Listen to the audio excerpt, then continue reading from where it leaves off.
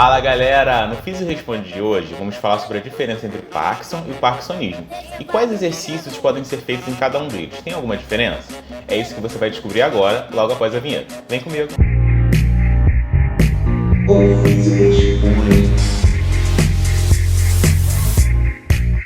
Pronto, cheguei e hoje a gente vai estar falando sobre a diferença entre o Parkinson e o parkinsonismo, né? Um tema de extrema importância nesse mês de abril, onde temos duas datas que a gente comemora, né? E conscientiza a população de uma certa forma sobre o Parkinson, né? Que é o dia 4, né? Que é o dia nacional, né? De conscientização à doença de Parkinson, e o dia 11 também, que é o dia mundial, né? Sobre a doença de Parkinson, e a gente vai estar desvendando melhor esse assunto. E para estar me ajudando, né, a estar desvendando melhor esse caso, eu convidei a nossa princesinha da neuro, ela, Isabela Andrelino! Princesinha da neuro, eu não sabia dessa. Princesinha da neuro. Mas é, Nossa, cara. Mas é boa pra caraca, vou te falar. Você ali deu um susto. Deus é pai. Mas não é? Não, princesinha não. Não concorda, poxa. Ela foi minha professora da faculdade, né, Isabela? Eu sou princesona. A princesona da neuro. Ai, Deus. Muito Vamos bom. lá. Então, ela, pra quem não sabe, a Isabela foi minha professora da faculdade, né? Minha orientadora de TCC também. Top, que me ajudou muito, né, Isa? Ajudei. Muito bom. Espero ter ajudado. Foi muito, foi top. Tirou 10 no TCC, 10, isso aí. Muito bom. Seu da Rebequinha. Show de bola. E a gente vai estar iniciando aqui falando, né, sobre a diferença entre Parkinson e parkinsonismo, né? E tentando desvendar melhor, né, pro pessoal. Né? As pessoas confundem muito, né, as duas coisas. Sim, acham que é tudo a mesma coisa. E não é, realmente não é. Exatamente. Então acho que o ideal a gente estar iniciando aqui falando qual a diferença, né, entre o Parkinson e o parkinsonismo. Sim. Tem diferença entre elas. Tem sim. Bom, então, a doença de Parkinson, quando a gente fala doença de Parkinson, é aquela doença clássica de caráter idiopático, né? Que algumas pessoas chamam de mal de Parkinson, que é até um nome bem inadequado, eu acho, né? Não é um mal, é uma doença. E aí, o que é essa doença de Parkinson clássica? Existem alguns neurônios que habitam a substância negra, que é uma partezinha lá do tronco encefálico, do mesencéfalo. Esses neurônios que moram ali, por algum motivo que ainda não se tem muita clareza, eles vão se degenerando e eles morrem. E aí, ao morrer, eles deixam de produzir um neurotransmissor muito importante, que é a dopamina. E aí é isso que acontece na doença de Parkinson. A falta da dopamina gera todos os sinais e sintomas que os pacientes apresentam. Por quê? Porque a dopamina é muito importante para ativar áreas do controle motor, como núcleos da base, relação com o cerebelo e com áreas corticais, frontais ali que influenciam no movimento. Então, todo o planejamento motor envolve o efeito da dopamina. Pacientes com doença de Parkinson não tem dopamina circulante, precisa repor essa dopamina e aí os sinais e sintomas acontecem. Já nos parkinsonismos, por que chama parkinsonismo? Né? O nome é praticamente o mesmo, né? Porque a sintomatologia ela é praticamente a mesma.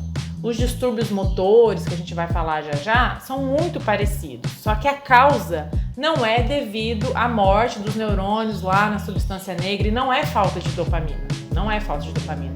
Se o médico oferecer dopamina para esse paciente com parkinsonismo, ele não vai melhorar. O sintoma vai se manter. Sim. Então a causa é outra.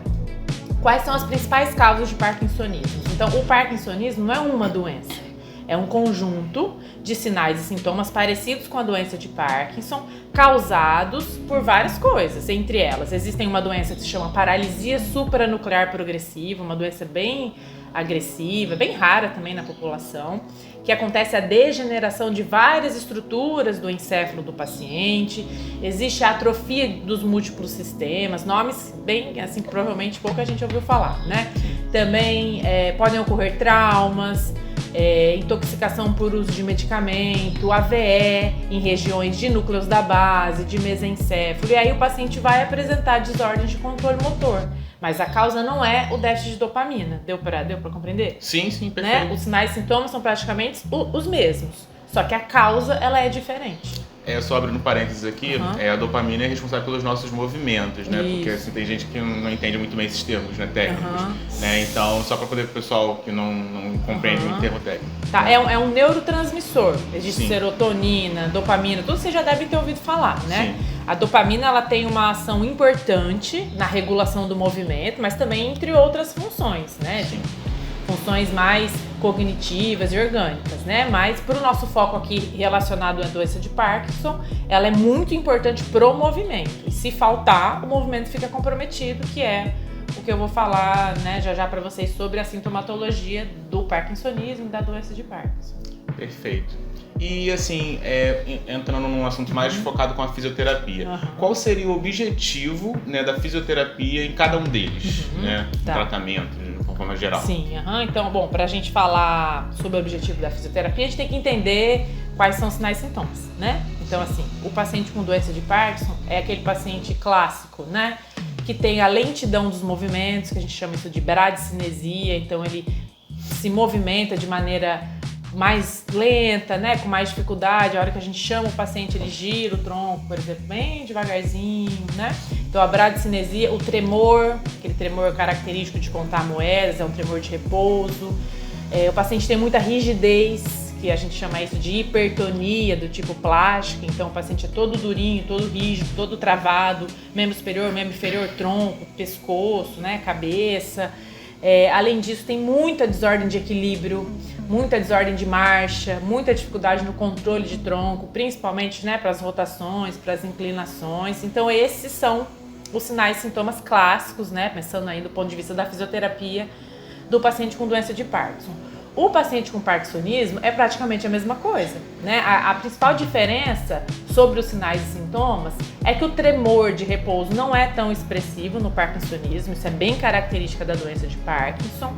E os pacientes com parkinsonismos, né, por a grande maioria deles acontecer por um processo degenerativo geral de várias estruturas, é muito comum o paciente desenvolver demência. Disfunção cognitiva, né? Na doença de Parkinson também pode acontecer em fases mais avançadas, mas nos parkinsonismos isso pode, né, ser mais prevalente, estar mais presente. Então, assim, o tratamento fisioterapêutico, ele é o mesmo, né? Porque a gente precisa muito estimular o quê?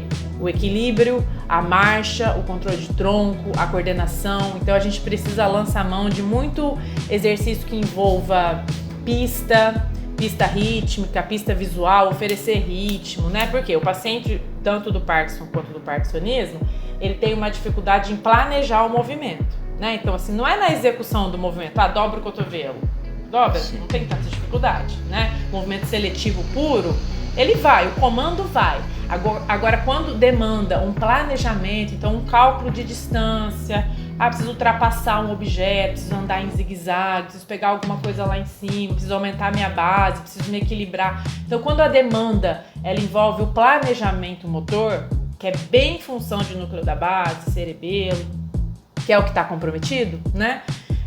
A gente precisa treinar isso. Então, não adianta a gente ficar lá com o pezinho, fazer 3 de 10, fazer agachamento, só isso e pronto, e dar tchau, né? A gente precisa oferecer exercícios desafiadores, né, que façam esse paciente pensar e que a demanda seja alta para ele. Então, muita pista, né, treino de marcha com pista. Depois eu vou gravar uns videozinhos para vocês sobre um exercício, né, para dar algumas ideias. Ultrapassando obstáculos, andando em zigue-zague, fazendo alguma atividade manual junto, né, para demandar maior coordenação. Dupla tarefa, não sei se vocês já ouviram falar, o Hugo já, Sim. né? Eu já dei aula para ele disso. Então, dupla tarefa é quando a gente precisa fazer uma atividade motora junto com uma atividade cognitiva. A gente faz isso o tempo todo, né? A gente tá ali, vai pegar ônibus, vai falando no celular, né? Tá andando, tá dirigindo, tá pensando o que vai fazer à noite. Então, assim, a demanda cognitiva motora, ela anda junto o tempo todo em nós saudáveis, né? O paciente com doença de Parkinson ou parkinsonismo tem muita dificuldade disso. Então, insere isso na terapia. Tá fazendo um exercício motor, um treino de marcha, um treino de equilíbrio, oferece uma demanda cognitiva, pede para ele responder uma continha, pede para ele nomear países, time de futebol, nome de mulher, fruta, enfim. Oferece demanda cognitiva para ele que vai ser importante para treinar. Muito equilíbrio, Hugo, tá? Muito equilíbrio. Então, assim, oferecer postura desafiadora, superfície instável, espuma, bola, né? Então desafiar o paciente, não ficar sempre na mesmice ali com ele deitado ou sentado.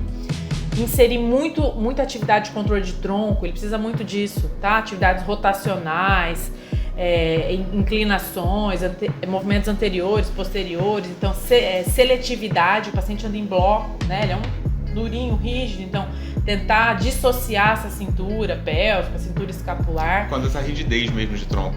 Por conta da hipertonia, Sim. Por conta do déficit de equilíbrio, que faz com que ele tenha esse tronco mais pra frente, para ele buscar o centro de gravidade o tempo todo quando anda, né? Então, tem que dar muito a conta disso. Acho que se fosse para nomear alguma coisa do ponto de vista da fisioterapia, eu falaria, foquem muito no controle de tronco, que é fundamental, sem isso nada vai pra frente, no treino de equilíbrio e no treino de marcha. Essas 3 coisas é o que o paciente mais precisa, tanto doença de Parkinson quanto parkinsonismo, porque a sintomatologia é próxima.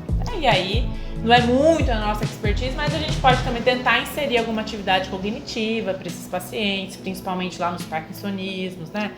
Talvez durante o exercício ou no fim, promover alguma atividade ali que trabalhe memória, atenção, né? Também vale a pena, junto, obviamente, né, com uma terapeuta ocupacional, com um psicólogo, né? Ou no mínimo encaminhar esses pacientes, uma equipe multi, né? Com certeza lembrar disso é importante. Muito bom.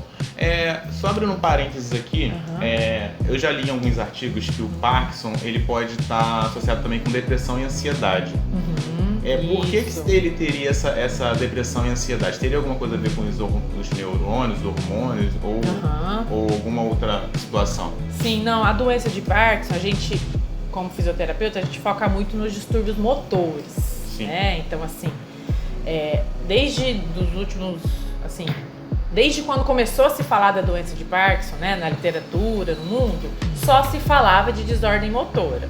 Mas na última década aí, muitos autores estão estudando os distúrbios não motores, que é um assunto relativamente novo, né?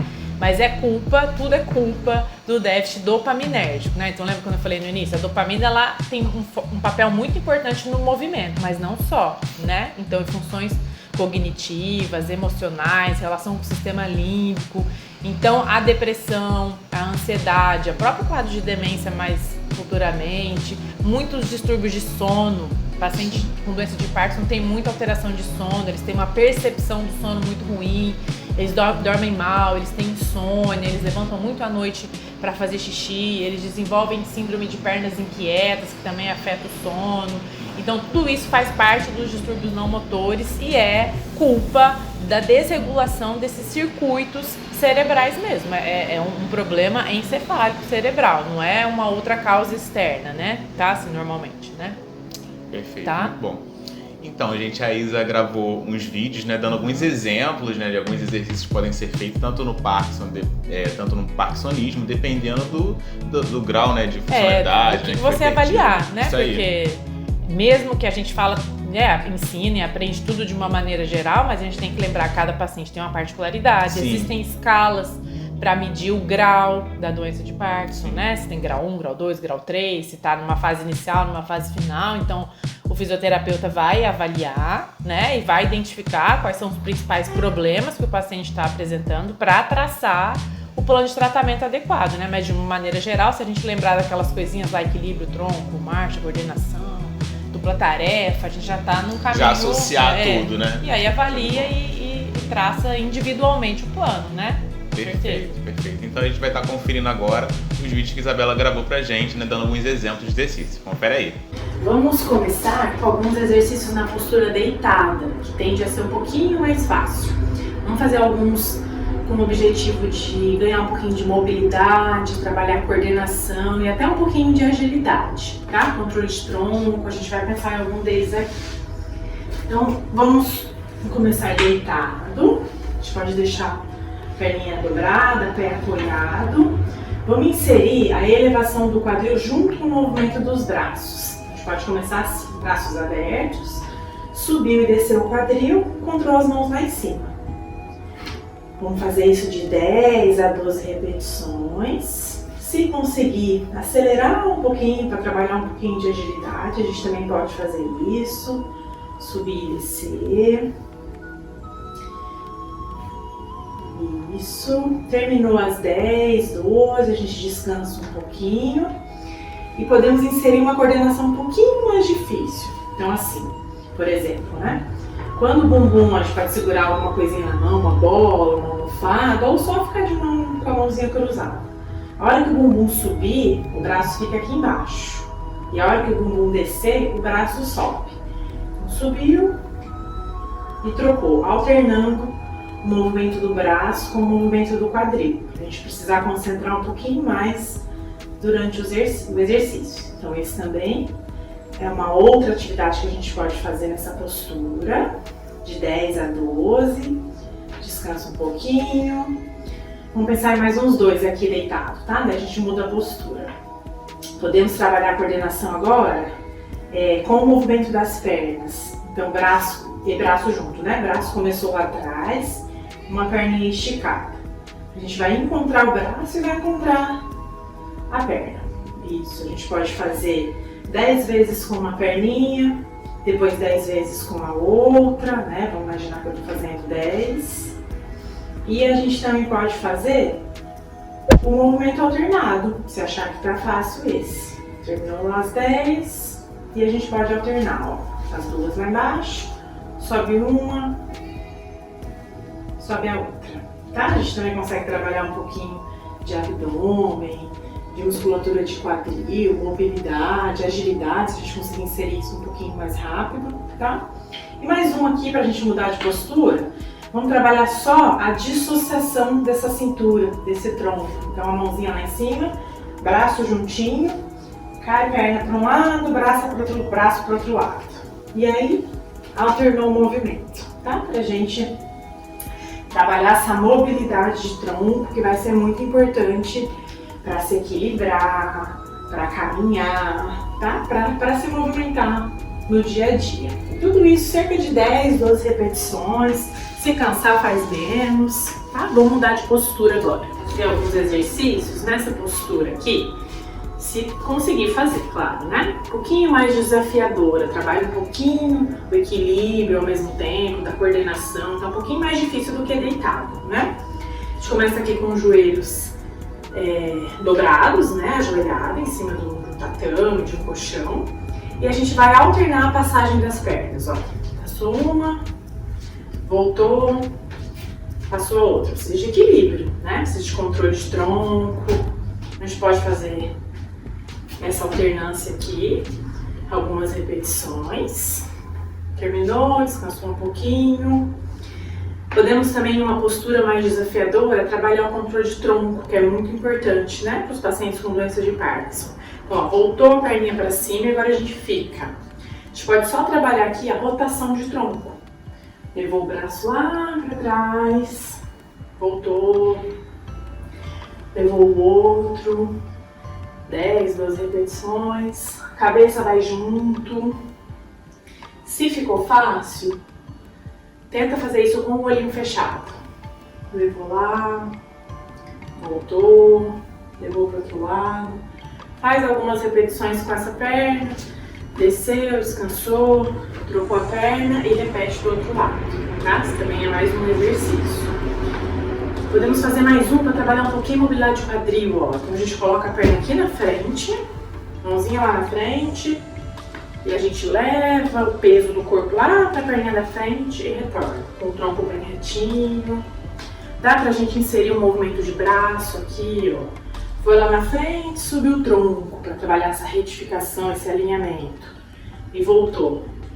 De novo, subiu o braço, subiu o tronco. Ou ficou só aqui na frente, se aqui já estiver difícil, né? Fez algumas repetições com essa perna, trocou, fez com essa. Deixa o pé bem juntinho, um pezinho colado no outro, e a gente vai só tentar se equilibrar aqui. Paradinho, de olho aberto, 20 segundinhos, fechou o olho, mais 20 segundinhos. Tá fácil? Vamos mudar o nosso centro de gravidade para dificultar um pouquinho? Então, por exemplo, cruzamos a mão, levamos lá para cima o braço. A gente vai descer em direção ao pé, dobrando o joelho para não sobrecarregar a coluna e vai subir retinho. Tá fácil? Vamos fazer isso de olho fechado? Fechou o olho, desceu e subiu. Só isso a gente já tá treinando equilíbrio, tá? Outra posição um pouquinho mais difícil que a gente pode fazer.